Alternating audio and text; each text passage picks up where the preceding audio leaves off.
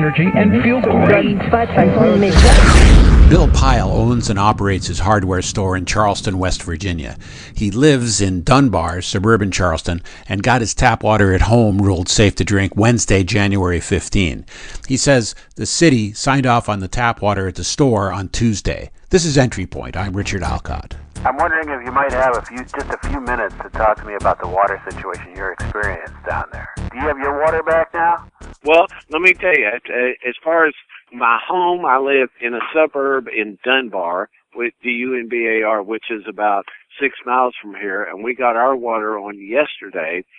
But our water here at the store, we got it back on the day before. And what I'm saying is, we had it the whole time, but you could only use it for flushing commode. You couldn't drink it or shower with it or anything like that.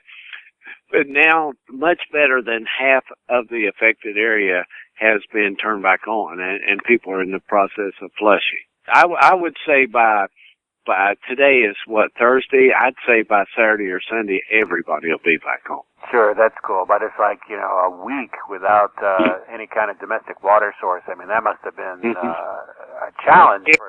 If it was really hard on people, like if you had small children and you had a lot of laundry to do.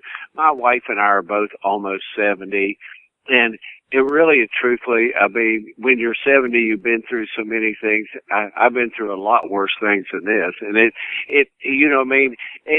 had to get some bottled water and I had to do a few things like that. But it seems like the young families and the people, that have no other outs or no wherewithal to do anything are the ones hurting the worst. Well, it's good news that the water's coming back for folks. I mean, but that must have been pretty scary. And I heard that there was still some odor in the water still. From the very beginning till even now, you'll still smell a little bit. It smells like licorice is what it smells like. Yeah. And sometimes it's strong and sometimes it isn't. And, we've all, we're here in the heart of this. There's people like me who've been taking a shower for the last week, but then there's people that have saved that whatever came out of their faucet burned them.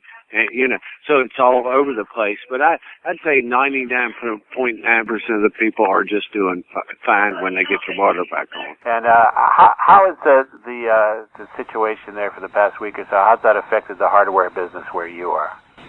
Well, the only thing that really affected us a whole lot is when they told people they couldn't use their water on Friday. The Saturday morning after that, anything that would hold water, we had coolers like you put out on the golf course, and we had buckets and everything that we had that would basically hold water we sold out of. But they have been, in literally dozens of places around this area. They have been bringing in truckload after truckload of water, and their stations. And yeah, you can go to Kroger's or wherever you shop, and if they have water, you can buy it.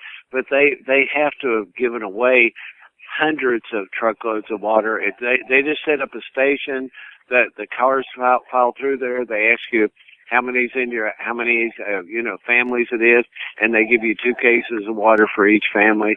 And they're all over this valley, and they're still going on, but they'll probably dry up in the next 2 or 3 days. Our state government, and we always complain about government and everything like that, but our state government and a lot of local churches and a lot of good intentioned organizations have supplied this whole troubled area with water. Is there any help from the federal government? Well, I think they said when it first started that they were going to declare this a disaster area so FEMA could come in and help with people. But I'm not really sure because, it's every day there's something new, so I'm not. But I think, and now what that rate returns in as far as help or anything like that.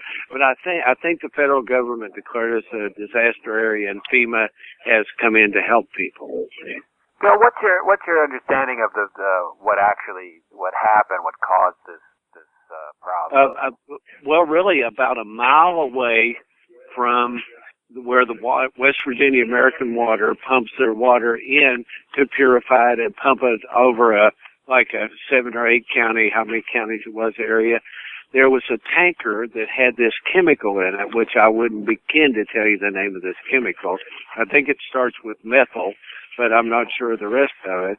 And it was like a 30,000 or 35,000 gallon tank, and they believe, I mean, you know what I mean, between the water company and the company that Patriot something or other, they're going back and forth about actually how much leaked, but literally thousands of gallons leaked into the river, and where they take the water into the plant, it just sort of, it was only a mile away, it sort of sucked it in there and pumped it all over the place. Because apparently West Virginia American Water serves about 7 or 8 counties out of this station. Will I be on the 6 o'clock news? You will be on the website talking your heart out. No, I'm just kidding. If you got any questions about West Virginia, call me. I'll take a shot at it. Bill Pyle is proprietor of F.W. Pyle Hardware Company in Charleston, West Virginia. You've been listening to EntryPoint.